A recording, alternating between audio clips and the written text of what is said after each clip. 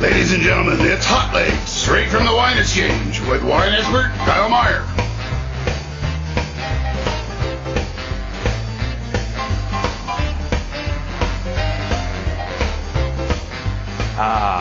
Barbera. It's just fun to say. I just walk around the store sometimes just saying Barbera, Barbera. The wine's great too. And for years, make that decades, Barbera received absolutely no love from anyone. Whether it's the Italians, the producers themselves, export markets here in America, Barbera was just no respect. I mean, the Rodney Dangerfield of grapes in Piedmont.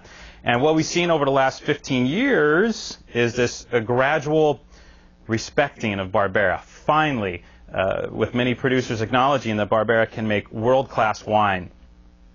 So today, I thought I'd just skip right to the chase.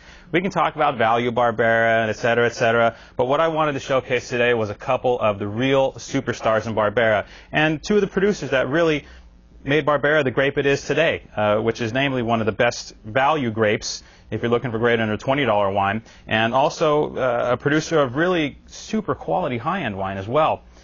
So we'll get started straight away. The two wines on the table today are from Vieti and Braire di Giacomo Bologna. These are the two that, like I said earlier, really put Barbera on the map. These guys made it happen by taking chances with Barbera that a lot of people didn't previously. Barbera is usually grown within Piedmont itself in the less privileged areas of Piedmont. The great Nebbiolo grape that produces Piedmont's fantastic Barolo and Barbaresco wines usually gets all the best exposures, all the best hillsides, and Barbera was usually relegated to maybe the middle or the bottom of the hill or around the corner or what have you. Vieti was one of the first producers to have Barbera in a prime vineyard location in Piedmont and produce world-class wine from it. The wine in question is Scarone. Now, Scarone is a very special vineyard site located in the commune of Castiglione Falletto, which is one of the top areas in Barolo. Now, the Vieti family's been based there forever. They founded the winery there, and they grow some of their best grapes there. This vineyard is located right down below the winery if you're in the hilltop town of Castiglione Falletto proper. And when the family originally bought the vineyard, I'm sure there was talk about, grubbing it up and planting Nebbiolo. Why not? You can make a Barolo wine that sells for substantially more, and no one would even bat an eyelash based on the price of the real estate, if you know what I mean. But what they did is they kept the Barbera in place, because these were grand old vines. Most of the vines anywhere from 30 to 60, some maybe even 70 years old, if memory serves. And the Vieti family thought it best to keep it going and see what they could do. And, well, here's what they can do. Scarone is an amazing wine. This is produced, like I said, from vines, usually in that 30 to 60-year-old range. Winemaker proprietor Luca Corrado uses a little bit of new oak. He could use a lot more, but I don't think this is 100% new oak, if memory serves. One of the reasons a lot of producers that are making world-class Barbera now are using a lot of new oak is because the Barbera grape itself is not really tannic. So they use the oak to give the wine structure, more intensity, and more grip on the palate, because on its own, Barbera is a pretty, easygoing grape, and the new oak imparts a good level of nobility to the wine. So a little bit of new oak here. 30-year-old vines plus.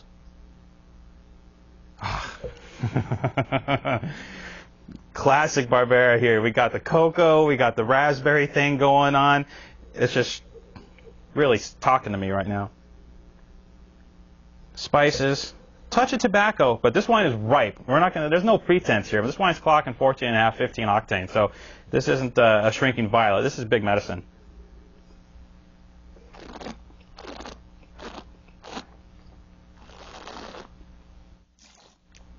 Man, Luca Corrado is one of the best winemakers, not just in Piedmont, but in the world. This cat knows how to make wine. Texture. Powerful explosion of fruit across the mid-palate.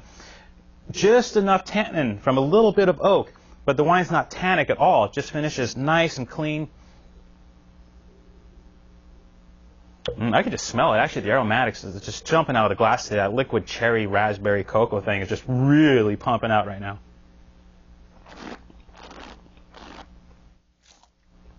This wine compares favorably with a lot of Barolo wines that are twice the price. This wine sells somewhere in the 30s, but I could easily put this into tasting of $60-70 wines, and it would do just fine. As a matter of fact, it's so pandering right now, a lot of people will be reaching for this one first. Woo, smoking, Luca. Complimenti, man. Ooh, serious. Okay, next wine deserves a little bit of spiel. I'll give you a minute or two on this one real quick. This is Barbera da Asti, Bricco del Uccellone.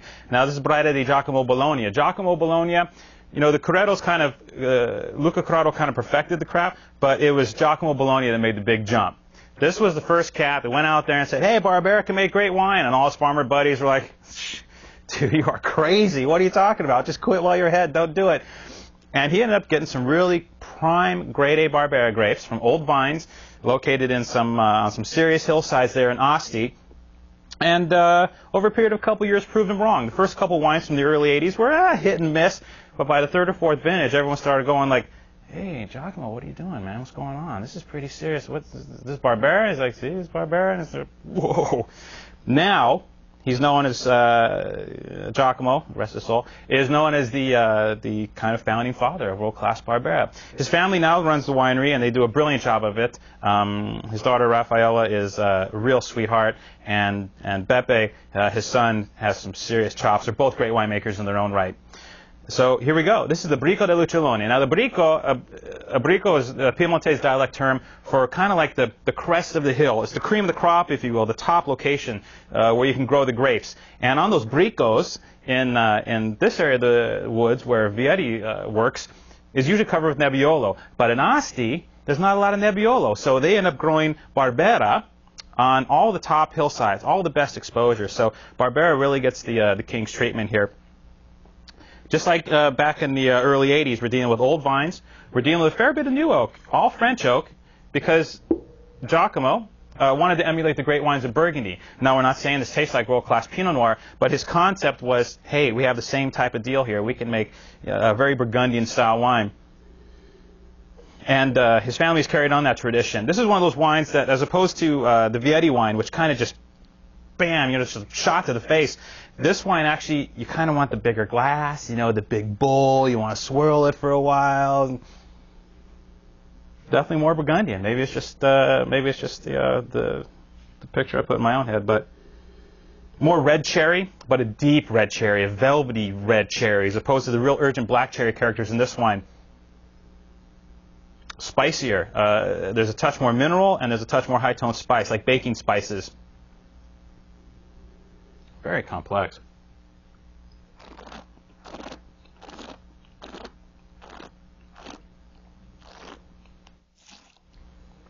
And honestly, there's a touch more complexity to the Uccellone. This one's got the hedonism factor in spades, right? I mean, this is a no-brainer. This one kind of sneaks up on you. You get a little forest floor character, some like forest fruits, like those little teeny tiny strawberries you could pick out in the forest that were so sweet and unctuous. This wine has that.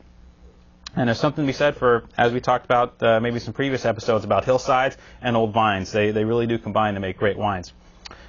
Both vintages are fantastic. I poured a 2004 for the Vietti, and I poured a 2003 for the Barbera. Both of them are terrific years for Barbera in particular, namely because in 2003 it was a very hot year. The Nebbiolo didn't do well, but Barbera has really high natural acidity, so it's very bright and fresh in the palate, so the heat didn't knock the acid down. In fact, it made perfectly balanced Barbera. 2003, to me, is one of the best Barbera vintages of the last decade.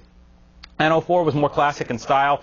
That just means the wine has maybe a touch more cut, but in the hands of somebody like Vietti, who harvests a bit later and makes, you know, really big, rich, profound wines, this wine is perfectly balanced. So there you have it. Two of the greatest Barberas produced from two of the greatest producers. Both of them priced somewhere in the 30s, 40s, but worth every penny.